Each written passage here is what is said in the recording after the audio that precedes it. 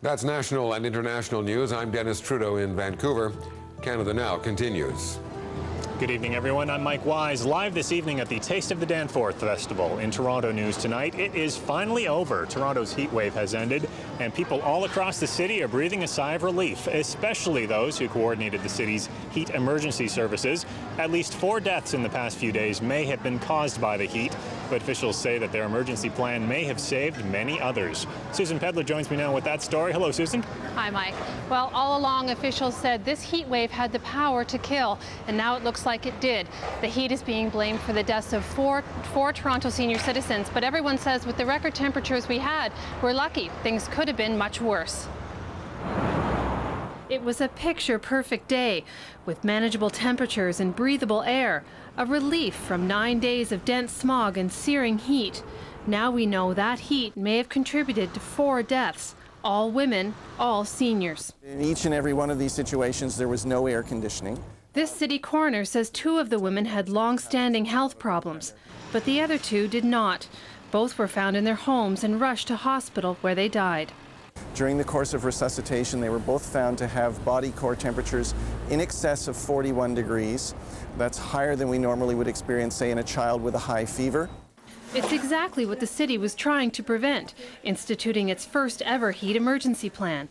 It's modeled after the Chicago and Philadelphia plans. Heat waves in those cities killed more than 800 people in the 1990s. Those kinds of numbers were avoided here, in part because of the planning. More than 1,000 people visited the city's cooling stations, and 500 people called the heat hotline for advice. The director of public health thinks with all the attention, Torontonians got the message. We've been able to get people, get the message to people about how important it is to take care of themselves and friends or relatives or neighbors. I think that was key. We wanted people to understand what it means when there is a very high heat and humidity and what they need to do. And I think we got that message out. Now, there was a meeting today between the coroner's office, the Red Cross, and city officials to go over what went right and to look forward to next time, actually. And they want to do 2 things next time. One is they want to beef up their staff, find more volunteers to help deliver the water. The other thing is to work more closely with the Ministry of Labor and work with businesses and help them develop plans so that they can come up with their own sort of heat emergency strategies and put them in place. Mike? Okay, Susan, thank you very much tonight. You're welcome. Okay, the provincial government is planning public hearings on federal legislation, even though they have no power to change it. Over the next 3 months, the Tories will hold meetings across Ontario on Ottawa's changes to the Federal Youth Criminal Justice Act. Backbencher Joe Toscona says the provincial approach is necessary. Because we want to get more information from the public in Ontario so we can put pressure on the federal government with respect to the changes that Ontarians are looking for. And we think that we have a role, especially since Ontario's 3 lead ministers with respect to law enforcement were denied opportunity to appear before the House of Commons committee. Harris and his government have attacked the federal changes to the youth justice system. They call the proposals timid. They will also use the hearings to promote their own amendments to the act. But the Ontario Liberals say the Tories are soft on gun control. A Liberal MPP says he has proof the Harris government has joined with the gun lobby to kill a bill to improve gun safety. We now have a smoking gun, which proves that the Harris government has joined forces with Canada's powerful gun lobby to shoot down and mortally wound a bill that may have saved lives by mandating trigger locks into all guns sold in Ontario. The opposition says the Tories have promised the National Firearms Association they will not support Bill 61. The private member's bill would make trigger locks mandatory for all guns made and sold in Ontario. The Liberals claim an email sent from the NFA's president to its members confirmed the Tories plan to stonewall the bill. And it was gunfire that broke the silence last night inside a small store on Victoria Park. 1 man was shot in the face. The shooter is still on the loose. Beatrice Politi has been following that story. She joins us from the broadcast center. Hello, Beatrice. Hi, Mike. Investigators have few details on the shooter, but they believe that they know the motive. There may be a motive with respect to a gang situation. So that's something they'll be looking at. The shooting happened last night around 9:30 at this mall. The victim was working alone in the shop at the time. A man walked in and fired several shots at him. The victim was hit in the face. He was taken to Sunnybrook Hospital and is expected to recover. The suspect is described as male, Sri Lankan Tamil, 5'3" to 5'4", and 130 to 140 pounds. He was seen leaving in a red, late-model Honda Civic. Police say it's the latest incident in the ongoing violence among gangs in the Tamil community. Earlier this year, a man was shot 5 times as he left the Mimico Correctional Center, but survived. In April, a man was ambushed and fired at on the Don Valley Parkway. And last year, 2 young men lost their lives when the car they were in was mistaken for one that belonged to a gang member. People here say incidents like these are nothing new. It's disappointing, I think, as a community organization. We find it extremely disappointing.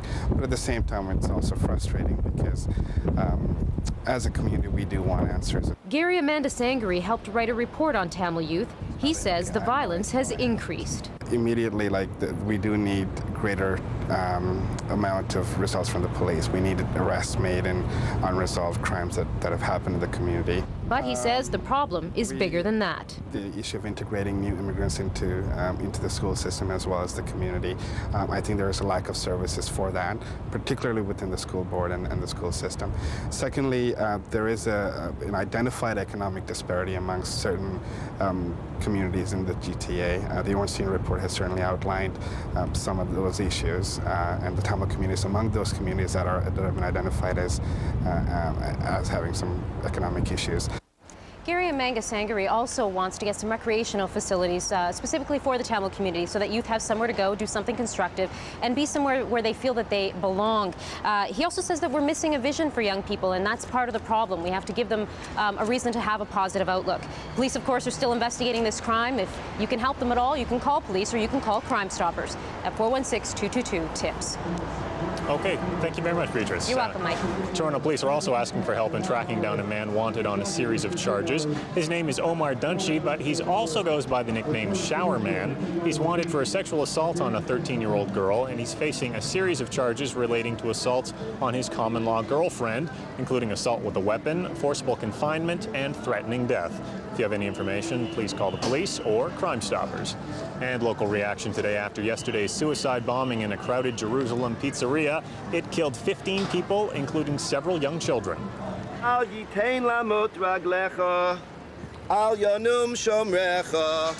This afternoon, dozens of people held a vigil outside the Israeli consulate. They showed support for the victims of the blast by holding posters bearing the names of the dead. The vigil was organized by B'nai B'rith Canada. The Islamic militant group Hamas claimed responsibility for the bombings. Now, it may be goodbye to Byway stores for good. There's word today that plans to turn the discount department store chain into dollar stores may be scrapped.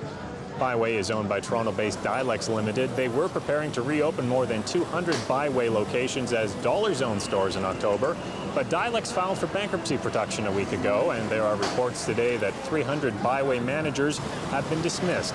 Company officials aren't available for comment. And after 6 years, the battle is over. A Bay Street broker has won the right to build a huge home on the edge of one of the city's ravines. But some people fear the victory may undermine the city's efforts to preserve its natural environment. Marnie Kagan reports. There were structures here before, gardens here before. Derek Russell loves to talk about his property in Rosedale, how he'd like to build a 4,000 square foot mansion with a view in the fall of the ravine.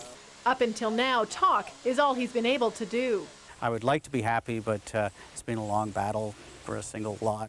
It's taken Russell 6 years and $500,000 in legal fees to win the right to build here.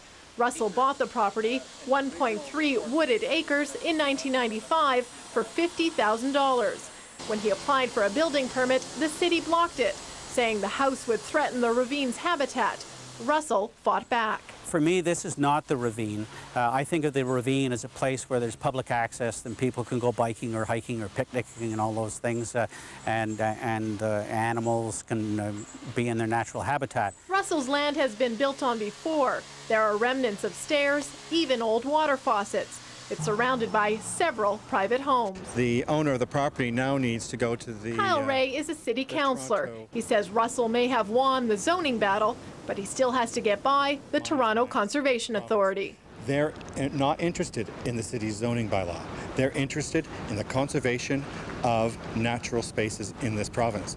So I think Mr. Russell still has mighty hurdles to jump. It's my right to build here. It's my land. Russell says he'll continue to fight the city if he has to.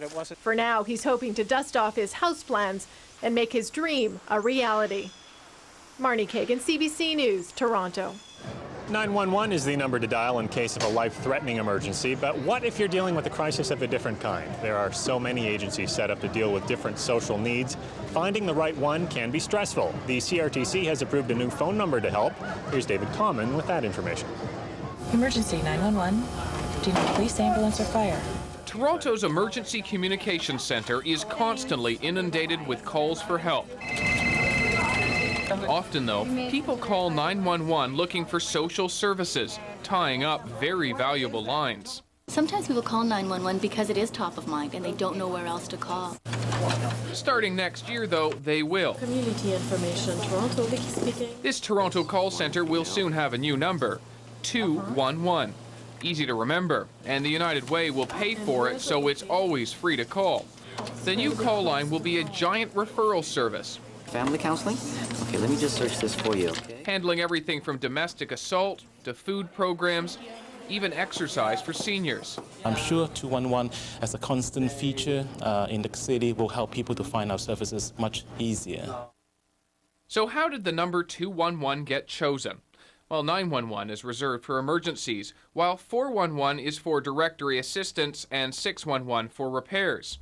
511 and 711 are for the hearing impaired, and 811 is used by phone companies. 311 is the only number left after 211 was given away. It's also a service that's available in the United States and has demonstrated its usefulness. 211 will start in Toronto next spring as a 24-hour service. Soon after, most urban centres in the country will also have the service, and within 10 years, the United Way hopes to have 211 operating throughout the country. David Common, CBC News, Toronto.